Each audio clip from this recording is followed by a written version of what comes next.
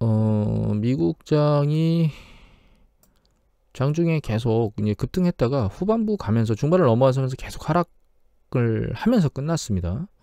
끝났네요. 6시가 됐군요. 그리고 특이한 건 하락 막판에 훅 빼면서 끝났거든요. 이게 1% 후반대까지 갔던 것 같거든요. 제 기억에 1% 후반대까지 갔다가 밑으로 확 밀려서 내려왔습니다.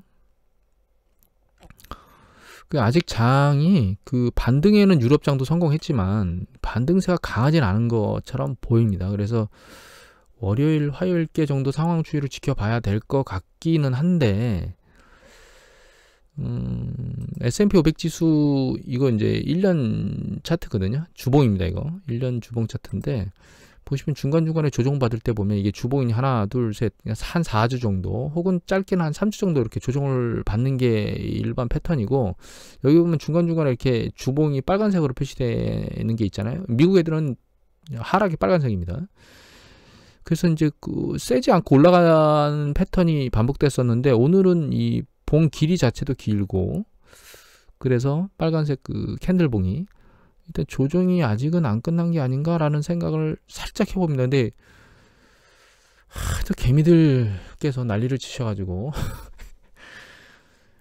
불안합니다. 그 다음에 이거는 비트코인인데요. 비트코인이 이거 5시간 본이거든요. 지난번에 장중 3만을 깬 적이 있었는데 최근에 또 장중 3만을 또 깼습니다. 그랬다 지금 반등했는데 이 5시간 봉으로 놓고 보면 이게 주요 이렇게 저항점이 있거든요. 이 저항점을 뚫고 돌파할지는 좀 봐야 될 것 같고, 얘는 계속 그 거래가 되니까 토요일하고 오늘하고 내일 거래가 어떻게 되는지 한번 봐야 될 것 같아요. 그리고 테슬라가 어제는 850 몇 달러인가요? 이제 종가는 그렇게 끝났었는데 장 후반부에 한 5, 6% 빠졌습니다. 장 끝나고 장후 거래에서. 그래서 이제 개파락으로 시작했고 약간 이게 3%지만 빠진 게 아니고요. 장 후반보다는 올라와서 끝났어요. 중요한 거는 테슬라 실적이 기대치보다 그렇게 좋게 나오진 않았거든요. 그 시장에서 기다리는 것보다. 그럼에도 불구하고 여기서 대량 매도 물량이 터지지 않았고, 주가도 눈치 보기를 하고 있다는 자체가 투심이 아직 살아있다라고 저는 개인적으로 생각합니다. 시장이 이게 단기간에 확 꺾이기가, 그러니까 누적적으로 뭔가 일이 발생하면서 터져야 되는데 그 누적적으로 발생할 일이 무엇인가라는 생각을 계속합니다. 요즘에. 그리고 뜨거웠던 게임스탑 주식이 급등했다가 이게 133% 올랐었거든요, 어제. 그랬다가 오늘 아랫방향으로 곤두박질 쳤습니다. 여기서 이렇게 빨리 튄 거, 이게 한 20달러 때부터 올라오기 시작해서 계속 아주 빠른 속도로 20달러에서 이게 140달러까지 갔다가, 그러니까 이거 7배까지 오른 거죠. 그랬다가 여기서 300달러까지 올라갔으니까 거의 10배가 넘었죠. 10배면 200이고 한 17배 정도 되나요? 엄청나게 빠른 속도로 올라갔거든요. 그러니까 17배 정도 올라갔죠. 그랬다가 뚝 떨어졌는데 여기서 이렇게 튈 때 두 가지 이유 때문에 튈 수가 있을 거예요. 뭐 개미들이 달려들어서도 튀었을 수도 있고, 예를 들면 이제 숏 스퀴즈 얘기가 나왔는데 그 공매도를 많이 쳤던 사람들이 결과적으로는 그 공매도 친 물량을 갚아야 되잖아요. 그런 경우에 예를 들면 이제 공매도 물량을 한 거래가 한 1,100개 정도로 사야 되는 물량이 쌓여 있는데 상환하려면 실제로 시장에서 거래되는 건 한 7, 80밖에 안 된다 그러면 이걸 상환해야 될 사람들은 대규모로 이제 달려들겠죠. 그러면 가격이 확 올라갈 수밖에 없죠. 그런 경우가 이제 숏 스퀴즈인데, 그런 상황 때문에 올라갈 수도 있습니다. 근데 두 가지 다 섞여 있겠죠. 숏 스퀴즈 물량하고 개인들이 달려드는 물량하고 두 가지가 다 섞여서 올라갔을 건데, 그러면 그 뉴스 보도에는 개미가 승자고 공매도 친 세력들이 패자다 이렇게 얘기가 나오지만 그게 섞여 있을 겁니다. 공매도 세력들이 나쁜 세력이긴 하거든요. 근데 문제는 이 기업이 이만큼 올라가야 될 이유가 없는 기업이라는 거예요. 만약에 이게 탄탄한 기업이면서 공매도를 치면 말도 안 되는 액션이 있지만 이 기업은 그렇지 않거든요. 공매도의 긍정성은 그런 부분에 있는 겁니다. 가치의 그 버블이 생긴 것을 누르는 그런 액션이 있어서 가치의 조정에 대한 액션이 있는데, 우리나라에도 뭐 특정 주식 같은 경우에는 그런 거에 자주 공매도 세력한테 끌려다닌다라고 얘기하면서 불평불만한 주식이 있습니다. 그런데 예전에 그 주식이 매출이 일어났다라고 얘기하는 것들이 자기가 자회사 만들어 놓고 거기다가 매출을 떠넘기고 그 자회사는 재고를 쌓아놓으면서 자기가 매출을 일으켰다라고 그런 행태를 했기 때문에 그런 액션들이 있는 거거든요. 그런 잡주들이기 때문에 공매도 치거나 이런 부분들의 세력이 들러붙게 되는 건데, 여하튼 물론 공매도가 다 좋은 건 아닙니다. 부정적인 요건도 있고 긍정적인 요건도 있고 뭐 여러 가지 상황. 여하튼 그래서 공매도를 치는 게 무조건 개미들이 좋은 것이냐라고 하는 부분들은 아닌 것 같고요. 공매도를 막는 게 중요한 거는 이런 흐름들이 과연 좋은 거냐. 개미들이 그 공매도 치는 기관들이나 헤지펀드를 이기는 게 광기거든요, 사실. 안 좋은 겁니다, 이게. 광기의 끝자락에 있다는 뜻인 거거든요. 그리고 또 한 가지는 이게 막 이렇게 급등하는, 이거 또 게임스탑, 뭐 AMC 주가가 폭등했다는데 이런 것들이 이유 이슈 올라가면 상관이 없는데 이유 없이 올라가는 상황에 있다면 개미들이 불나방처럼 뛰어들고 있겠죠. 그러면 막차 탄 개미들이 대규모 손실을 보게 될 거예요. 여기서도 지금 어제 막차 탄 개미들이 대규모 손실을 받겠죠. 이게 회복이 될까? 물론 이것도 개미들이 밀어올릴 수도 있기 때문에 확신할 수는 없지만 여하튼 그래서 그게 좋은 게 아니라고 봐야 될 것 같고, 또 한 가지는 그로 인해서 이제 이 레딧이라고 하는 게 있나 봅니다. 그러니까 개미 투자자들이 들여다보는 블로그나 뭐 이런 거겠죠. 그런데 거기서 이제 증권선물거래위원회에서 조사를 받을 것 같아요, 미국에서. 그러니까 잘못된 공매도를 치는 세력도 조사를 받아야 되겠지만 이런 곳에다가 예기치 않은, 그러니까 확인되지 않은 정보나 거짓 정보를 흘려가지고 주식을 밀어 올리려고 하는 세력도 처벌을 받아야 되겠죠. 그것들도 그게 이제 개미일 수도 있고 아니면 기관이 그런 행위를 할 수도 있겠죠. 하여튼 그런 것들도 처벌을 받아야 되기 때문에 중요한 거는 정부에서 가만히 있는 게 아니고 뭔가 들여다보기 시작했다는 겁니다, 상황을. 그리고 이게 막혔다는 얘기를 어제 뉴스 보도에 들었거든요.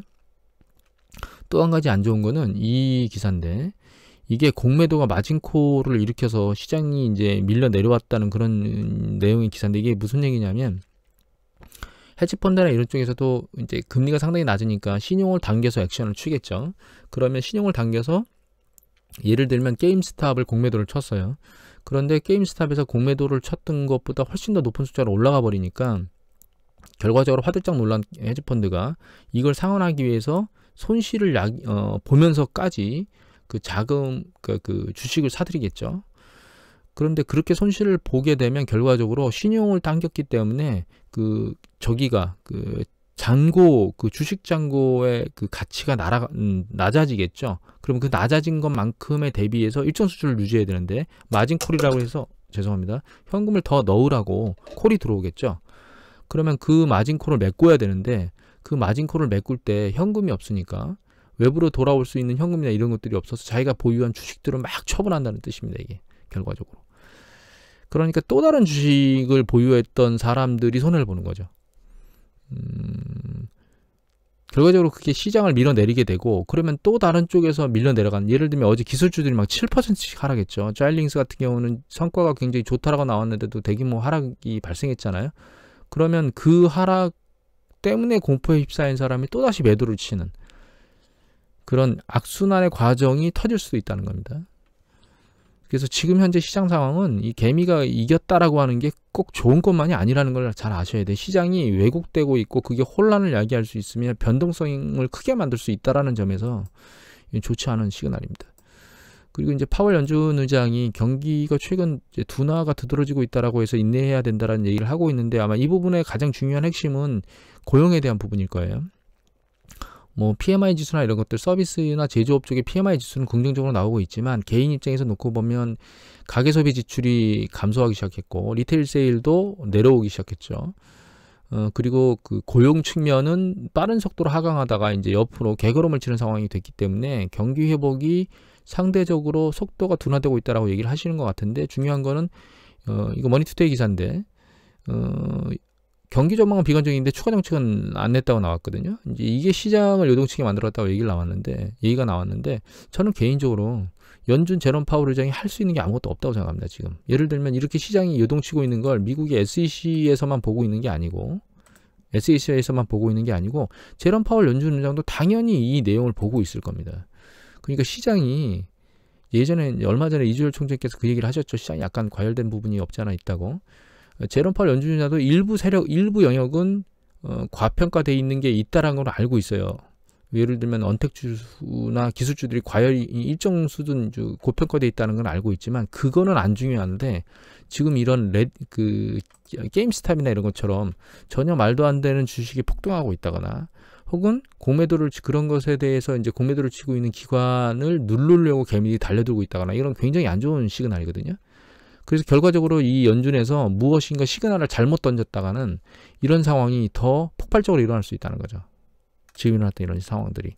그래서 연준 의장은 그런 불안정성에서도 뭔가 시장에다가 잘못된 시그널을 던질 액션을 안 할 것 같습니다. 그래서 제가 보기에는 지금 할 수 있는 건 그냥 지금 상황을 계속 유지하고 내가 금리 빨리 안 올릴 거야 라고 하는 추가적인 어떤 액션을 취하는 게 아니고 예를 들면 뭐 한 달에 지금 1200억 달러씩 매수를 하고 있는데 채권을 그걸 뭐 올리겠다 뭐 이런 얘기들은 전혀 안 할 것 같고요. 물론 지금도 아무것도 안 하고 있는 건 아니에요. 지난번에 보여드렸지만 이것처럼 10년 국채 수익률이 갑자기 올라가죠. 1달러대를 돌파하고 올라갔거든요. 1월달에. 이 부분을 가만히 놔뒀다가 밀려 올라갈 것 같으니까 채권을 매집을 한동안 약간 안 하고 있다가 다시 매집을 해서 누른다거나 그래서 그 정도 수준은 하겠지만 그 이상의 것은 하지 않을 것이다라는 생각을 하고 있습니다. 그 대공황 때 직전에 대규모로 급등했다가 주식이 한꺼번에 주식이 확 빠지면서 실제로 뭐 그거 이외에도 여러 가지가 복합적으로 일어나서 대공황이 진행됐지만 주식시장 역시 거기에 한몫을 했거든요. 근데 지금 경제 상황 중에서 특히 고용 측면이 안 좋아지고 있는 상황에 이 급등했던 주식이 한꺼번에 확 쓸려 내려가면 그게 경제에 충격을 많이 줄 거기 때문에 그 부분에 대해서 조심하게 될 거예요. 다만 이미 말씀드렸지만 시장이 급격하게 내려가면 연준이 또 나와서 그걸 떠받칠 겁니다. 그거는 감안하고 있어야 됩니다. 그리고 이게 하이힐드 채권이 국채하고의 스프레드거든요. 근데 최근 스프레드가 계속 내려오다가 살짝 올랐습니다. 추세적으로 쭉 내려오다. 물론 이게 이제 지난번 요동칠 때 반등했던 거거든요. 이게 주가 조정받을 때. 그런데 추세적으로 계속 내려오고 있다가 1월 달도 약간씩 움직였는데 요번에 아이고 이게 다 안 나왔네요. 요번에 이렇게 계속 내려오는 것 같더니 21일 이후에 약간씩 머리를 들고 있어요. 안타까운 건 이게 그러니까 늦어요. 그러니까 이게 27일자잖아요. 미국 날짜 오늘 28일인데 27일자니까 내일 돼야 이제 이번 주 오늘께 나오겠죠. 다만 추세선상으로 살짝 머리를 들었다는 게 아직 주식시장이 그러니까 금융시장의 변동성이 아직 끝나진 않은 것 같다라는 생각이 듭니다. 우리나라 경제지표는 나온 게 뭐 특별히 볼 거가 익은 것 같아요.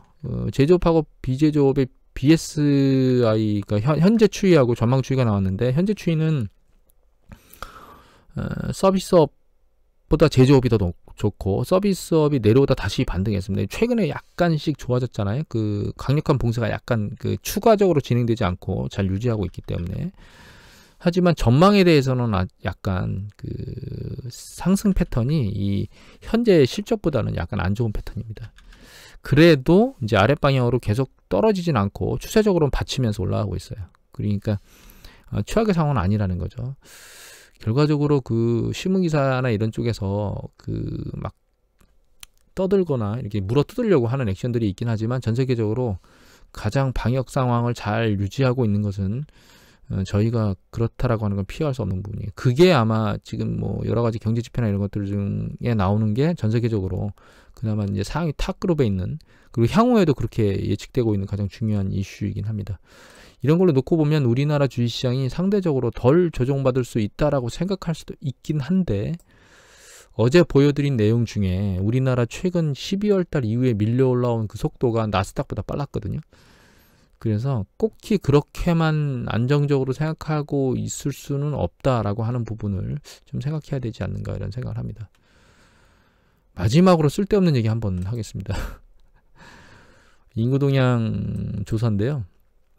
여기 보시면 출생자 수하고 사망자 수가 여기 보시면 어느 시점, 그러니까 2018년도 11월 이후에 서로 교체로 지났다가 다시 2019년 11월 이후에 이제는 출생자 수가 사망자 수보다 더 적어졌어요.